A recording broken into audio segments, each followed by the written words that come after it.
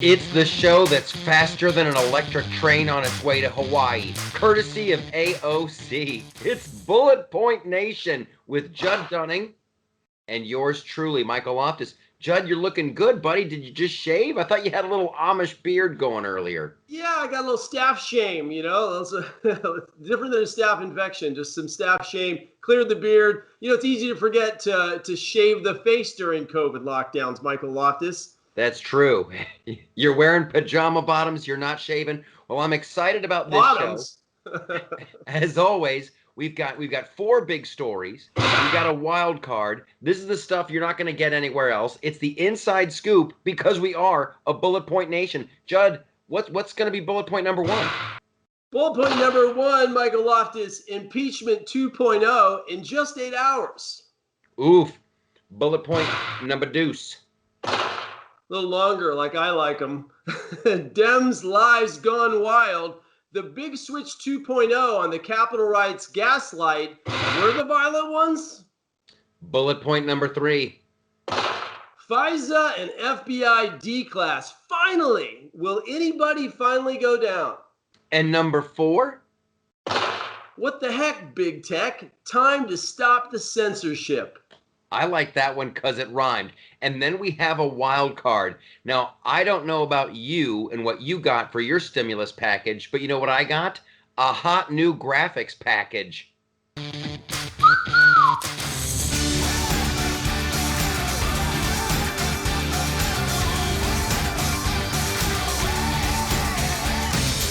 All right, let's kick it off. We got 3 minutes per topic. There's buzzers, there's timers. It's kind of crazy like that. So let's launch right in to bullet point numero uno. Bam. Well, I think everyone knows that Trump's been impeached a second time in record time, which was amazing as the rush to reactionary hate by the what I call the vengeful, vindictive victimcrats to prove themselves right. They didn't even listen to the evidence. So what we have is, immediately them coming out and saying, oh, wow, the FBI in Norfolk said there were actually other things going on that were being reported, reports of inciting violence, all planned before Trump incited violence on the Hill. Interesting enough, he was impeached for inciting violence while he was speaking. So that's my big first bullet point. And I'm with you on that one. But here's the deal with an impeachment 2.0. I kind of think it's cool. I kind of think it's a badge of honor. Like hundreds of years from now, when kids look back, they'll be like, ooh, what was that dude all about? And they'll look at it and they'll go, they didn't like him? He was the first politician in the history of the country who did what he said he was going to do. Here's what it tells me. By Nancy Pelosi and the gang going after him again, they're terrified. They are scared. They're terrified of 75 million Americans all coming around one dude. So they got to make sure he can't run again. So Mitch McConnell and the gang, they better stand up and they better throw down and protect the Donald. Hey, look, with 25,000 troops in D.C., suddenly one might say a wall's work. We should build a wall around the White House. Obviously our elites don't conceal carry, and we know they're coming after our guns, right? So it's interesting how suddenly they're all, I love what AOC said when she was there. She goes, our lives were at risk. I'm like, weren't they at risk for climate change when Michael and I were doing episode 66 about a year ago? I mean, the disconnect of suddenly how dramatic, but we knew this was going to happen. Come on, man. We knew this from the Electoral College to impeachment, to the 25th Amendment, to impeachment 2.0, to racist, to they were continually. It's been a bad party. We invited the wrong people. They've been such a bummer the whole time. Was there any thought that they weren't going to contaminate the rally? It's the Democrats have been relentless on Trump since before he took the oath of office. It's been nonstop. It's been an avalanche of BS, or as Trump puts it, an explosion of bullshit. So Yeah. You know what? I think you're right, man. I think you said something so true. This guy was so deconstructive, so anti-institutionalist. I remain such a fan that they had to impeach him twice because he got right to the bottom of the swamp and he grabbed the big, horned beast to the bottom, and they're like, no, no, no, no, we have to get him out. And then boom, well, we'll get to that. He dumps spies at the other things that he's doing. God bless Trump. He did a great job. Really sad that people acted out. But this impeachment thing, this was all reactivity because they don't have a platform yet except returning to Obama 2.0 or socialism 3.0. You're blowing my mind over here, guy. What's bullet point number 2? Bullet point number 2, Michael Loftus. One more. Bam. Thank you very much. Overkill. All right. Dems Gone Wild, the Big Switch 2.0. We're the violent ones. After you, Mr. Loftus. Here's what I think it's funny. We touched on it a little bit in bullet point number 1. My big takeaway from this, my big bullet point that you got to wrap your brain around is how fast these people act when they feeling threatened. Right? When America, when we can't pay the bills, we can't put food on the table, we're losing everything. Months and months and months and months and months go by, and they're like, I don't know, maybe $600. We got to study this some more. But boy, when the action is going on in your backyard, you're like, get the army, get a fence, get some barbed wire, get some guns. So it's crazy how fast the Democrats have turned into Republicans. Here's what I want to know. Like, I think we both agree. Like mob violence is horrible. And I want to know if you were in there breaking stuff and up to no good, you're going to jail. But I want to know how many people were just agitators. I'm sure you've seen the dude in the fur coat who was hanging out with the Confederate flag guy. Well, dude in the fur jacket is some kid named Shlomo, who's like he's like a legit agitator. He voted Democrat. What was he doing there? And what's he doing with Confederate flag guy? It's a photo op. So that's the thing that, like, you're not hearing a lot about that in legacy media, the mainstream media, but you're getting it right here, right now. I want to know what was really going on. And if you did something bad, you got to do the time.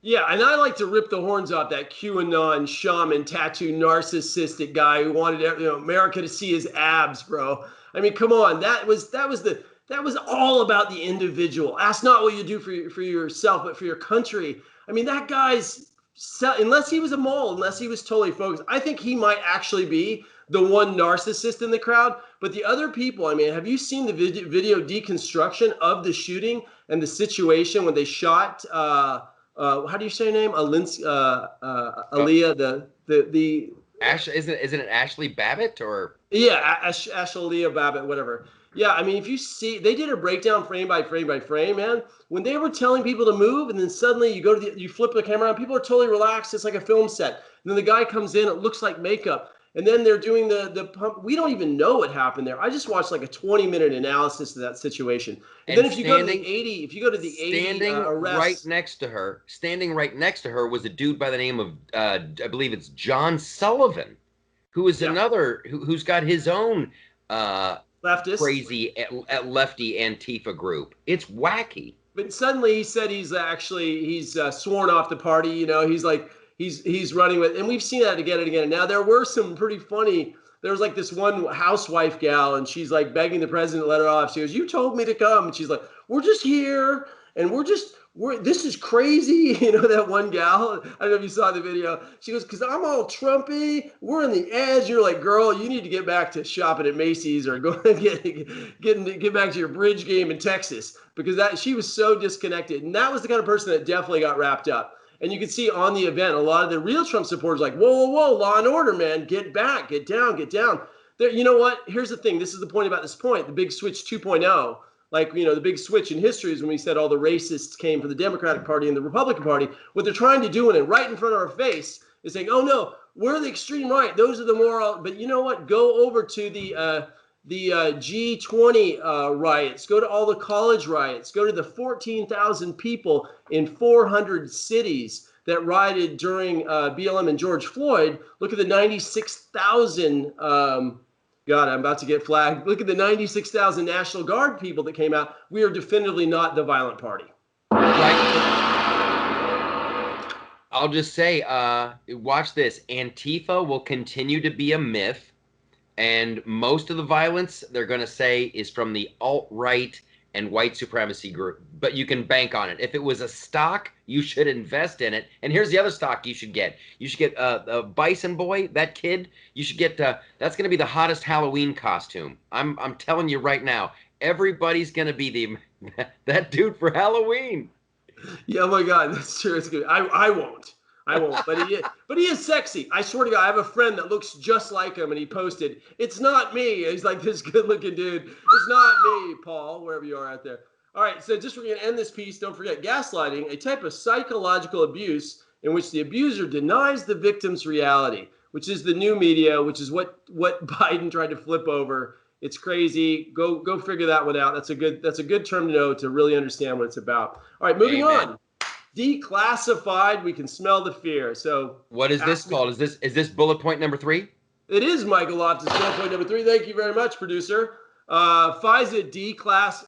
FISA and FBI declass. Finally, will anybody finally go down? Give us your highlines, and I'll give us some facts, and we'll wrap it out there, Michael.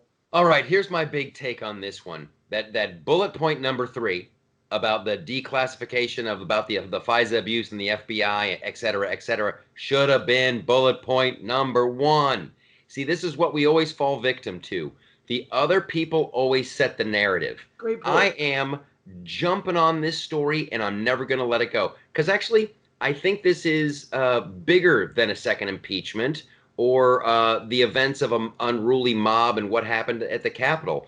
We're talking about unelected officials doing some really nefarious shit and trying to affect the outcome of America's chosen leader. This is some of the scariest stuff, and any smart cookie on the right is going to be screaming this from the mountaintop. It has to be a constant drumbeat of who knew what when, who's responsible, how does this never happen again? Because they were spying on a private citizen, they were spying on a political candidate. And if Obama knew, and if Biden knew, that's it. I want Biden out of office, and we're going to have to deal with President Kamala Ding Dong a little sooner than we expected. No, you didn't. Did you see her today? She is like, the way she scolds, it's going to be good. It's going to be like a Tyler Perry movie, man, because she is a great shamer in the Obama tradition of Amerishame. You know, bro, let's break it down. I mean, professional disagreement in the redactions that came out of the new FISA releases. And when you saw them, man, they were half black. They were all redacted. Is they asked for an enhanced validation review of Crystal Steele's reporting, who did the dossier, and it got denied multiple times. They also found that there were 17 significant inaccuracies and omissions. They also said that the FBI said in the redactions, they didn't recall where some of the information came from. They didn't recall. So they recharacterized some of the information to make it substantiated and less attenuated. But here's the bottom line. 2 other things happened. They actually greenlit a mole per se to try to run for the Trump campaign and administration, which is effective spying. And then Biden and Obama kept reclassifying it to show the fact that it wasn't turning up positive. And then they had a double standard of how Hillary Clinton was treated versus the Trump campaign. This, my friend, is a real coup. It's a real coup, and it was flipped over with the Mueller report. So very interesting. I agree with you. Janine Pereira said it tonight. Hannity said it. A lot of the people are saying, whoa, why isn't this immediately the biggest issue in our news?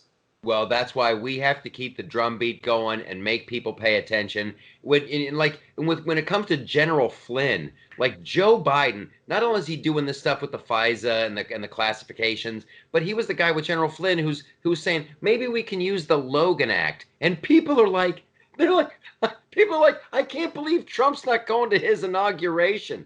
I can't believe seriously, you tried to frame me for several crimes I never committed. Sorry if I don't come to your little party, your little army. But we do have to award this situation. It is the coolest named operation, Crossfire Hurricane, right? It's got the Rolling Stones to it. You can hear, you can see Martin Scorsese in the background. Let's film this coup. I mean, it's got a great title. That's the only redeeming quality of this. Yes. Man, you know what? I'll end with this. I'm angry about this one because you and I covered this like 20 times over the year. It's like, and we're like, this is true, this is true, this is true. Keep moving, keep moving. What is this new thing in America about keep moving? How about keep looking? Well, there you go. If you keep moving forward, you never have to look back. Okay. Amen. Let's go to our next bullet point. I believe it's bullet point number 4. What the heck, Big Tech? Stop the censorship now. Notice a little threat in my voice on this one. This week has been intense. Who is Jack Dorsey to have any say over my life as an American citizen? We saw him throw out the New York Post in the past. We saw him hit Kylie before and censor her. This guy is calling the shots with his little nose ring and his little droopy geeky hair. The hubris for this? I think he better have bodyguards, not because of me, because he's now a threat to the system. He's canceled the most important person, 81 million people. Twitter is no longer a protected private social company. China, Russia, Kim Jong-un, Iran have been watching Trump's Twitters as tips of foreign policy that he just cut off at the knees. That was brutal. I'm going to start with Twitter, and you can go. We'll get to the rest of these people. Well, I'm there with you. Twitter, what they did with that New York Post story and the Hunter Biden laptop story, that's more than Russia ever did. That was real. Twitter and Facebook, and they're colluding to kill that story. That affected the outcome of the election by killing that story. So hopefully there's some brave people in Congress still and some brave people in the Senate. But Twitter and Facebook, this Article 230, this protection that they get, oh, we're not publishers, we're just a platform. We're just a platform, and we know you're editing, you're censoring, and you can't have those protections anymore. And everybody has to get on board, because today it's our side, and it's a lot of people on the right in their free speech. It will just evolve into what's popular, and we can't have a handful of tech tyrants in Silicon Valley deciding what we're allowed to say. That's a really, really terrifying notion. And for the people who are like, if you don't like it, go build your own. Well, you saw what they did with Parler, and that gets crazier because they won't even let them have the servers. That's Jeff Bezos and Amazon going, if you make a platform, we'll take you off the App Store. If you get on the App Store, we're gonna unplug your internet. It's just beyond the pale. Soon we won't be allowed to have carrier pigeons, Judd. Look, Amazon, Facebook, Google, and Apple have conspired directly to eliminate Parler against our antitrust laws, which just goes to show you that cannibalism is alive and well in America. Jeffrey Dahmer would be proud. These people are eating their own, man. So, I think that we really have to look at this right in the eyes. We have to figure out how to get to them. I think they're going to be in for a surprise. But let me tell you something. The left is not going to leave big tech alone. They don't want to leave business alone. As we move closer to socialism and the light levels of communism, what do? The government gets involved in private enterprise. Before they know, they're going to be Biden's bitch. Boom. Well, they're already in the administration. They're already helping out their cabinet members. And when Google can alter search results to help sway the election, we're in very, very dangerous territory. And I'm not pro government intervention. I'm pro business and private enterprise. But boy, the Feds got to step in. They got to break this up. This is like the olden days with the railroads. No, it's really the biggest thing. I may not disapprove of what you say, but I will defend to the death your right to say it. The Friends of Voltaire, Talentire. Another great line, George Washington. I'll leave it with this, and then we'll keep moving. If freedom of speech is taken away, then the dumb and silent we may be led like sheep to the slaughter. George Washington. This is free speech. This is a very, very, there's so many serious things going on in our republic. But the next one would not be serious, Michael, because we're going to go to promo time and then into a wild card. Are you ready? I'm completely ready. All right. So, hey, man, I got to say thanks for everybody coming to the show. Episode, I don't know, we're getting close to 100.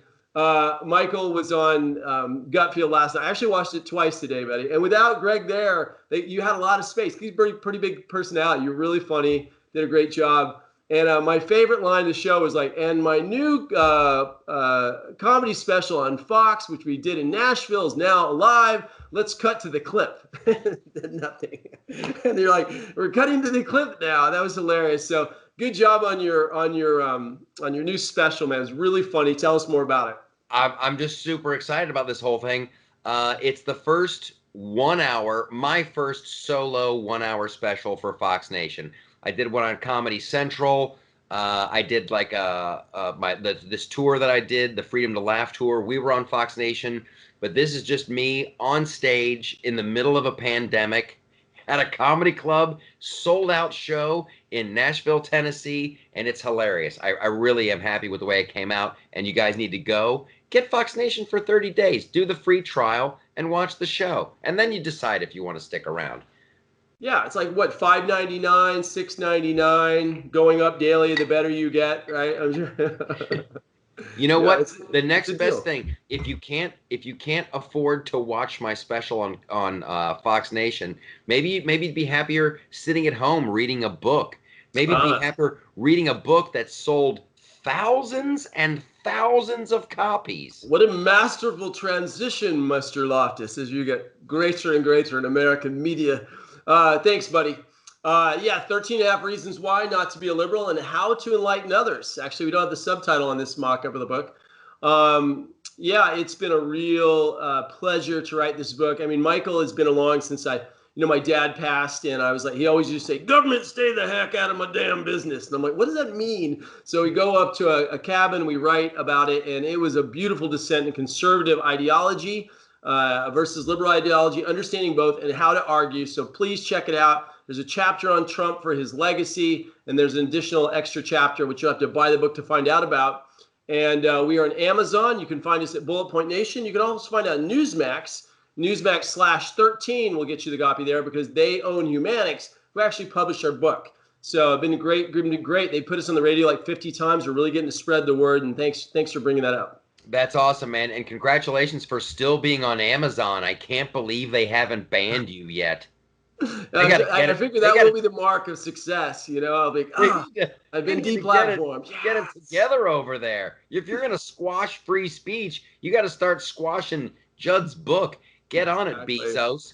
Okay. Exactly. Well, for our fans that hear this every week, how wonderful our lives are going, we'll wrap up on the promo here and just say, dude, Michael Loftus is on fire. Your last video was so funny at the Loftus Party. You got to see Mike at the Loftus Party. He's dropping videos. He's writing for a big TV show on Netflix, which you can now revolve the title. You can tell us the title, right? Yes, it's called The Crew. The Crew on Netflix. It's a lot of fun, man. It's a good workplace comedy. You just got to check it out. It'll be coming out February 15th, I believe. This is crazy. You got Gutfield. You're writing for Netflix. You got the Loftus Party. You got your own comedy special. But really, the high point of your career is definitely here at Bullet Points. And I just want to say it's been just great to give you this opportunity, Michael. I mean, I really am the best thing ever happened to you. Okay, moving on. I appreciate it. Thank you, Judd. The money, I sent another wad of cash to you to allow me to be here. I'm grateful. And I'm doing a show with Rob Nelson on the side, Talking Smack. And we had a show called Killbox I was doing, kind of more like a comedic thing. But it's been a little violent lately. So we're changing the name of that. Stand by. Moving on to What's wilder, Michael, than this? Introduce our wild card. This is our wild card. How great was Trump? Let's just take a moment and recognize. This is the other reason. This goes back to the impeachment thing. This is the other reason they had to get rid of Trump and just keep him out of politics. Can you imagine what his next 4 years would be like without having to even run for re-election? He got so much done. I've never seen a president accomplish more. The tax reform was great. He got a lot done on the border wall.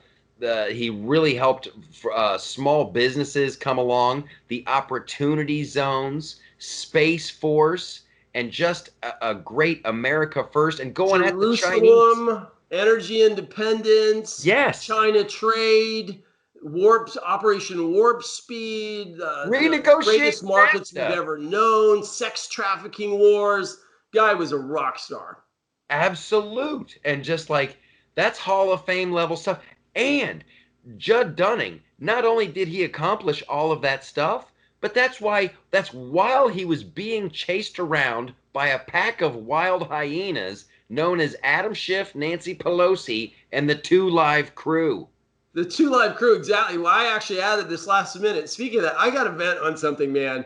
Okay. Don Lemon has crossed the line. I'm a deplorable, irredeemable, meaning hardworking patriot. I just have to say this. Last night, Don Lemon, Trump voters are on the side of Klansmen, Nazis, and Capitol rioters. Now, we conservatives don't call people racists for calling us racist because that's lowering the bar to play the same game, which Michael reminded me before the show. Not that I was going to do it, but it was definitely back there. So I just want to read what he said. And you think about this. At the end of everything Trump achieved in the headwinds, Don Lemon came on last night and said, if you're on that side, if you need to think about the side you're on, meaning Trump supporters or people that were at Capitol Hill, I am never on the side of the Klan. Principled people, conservative, liberal, we're never on the Klan side. Principled people, conservative or liberal, we're never on the Nazi side. Principled people who are conservative, liberal, never on the side that treats fellow Americans less than, that says your fellow Americans should not exist and sides with slavery, Nazis, and Klan. This guy just like, oh, by the way, that guy's heading out the door. Let's just throw a few shivs on it. What was that about? This guy is like completely, and then he cries, he just cries, and he lets us know he really cares. You know what, Don Lemon, you don't care. You're a sociopath. And you know how conservatives cancel? We cancel through free markets. I'm done with you, buddy. I will never listen to another word you say, rational or not. You lost my respect, and that's how conservatives cancel. We don't. We let the free market do it for us. Well, here's some good news. The next time you're in the airport, you won't have to watch CNN because they're not doing the airport broadcasts anymore. They're shutting down that division. So. All right, man. So anyway, I got to rant at the end. Thanks for letting me have that, Michael. And just ending with because Trump will be out of office technically when we get out of this. And I just want to say to our audience, thanks for taking this journey with us. We're going to keep going. It has been an amazing ride. The Conservative Party is awakened regardless of what's going to happen. We will march on. Keep checking in with Michael. Keep checking in with my book if you want to get your facts right. Like, really, it is an amazing book to get your facts and arguments right. And keep going to Bullet Points and getting out of the – bring us home, Michael. Getting out of the matrix. Wake up. Get red-pilled. There are 75 million of us. We can get a lot done. So put on a happy face. Happy warrior. Let's do it. Happy warriors. God bless you. God bless America. God bless the show. We'll see you next week.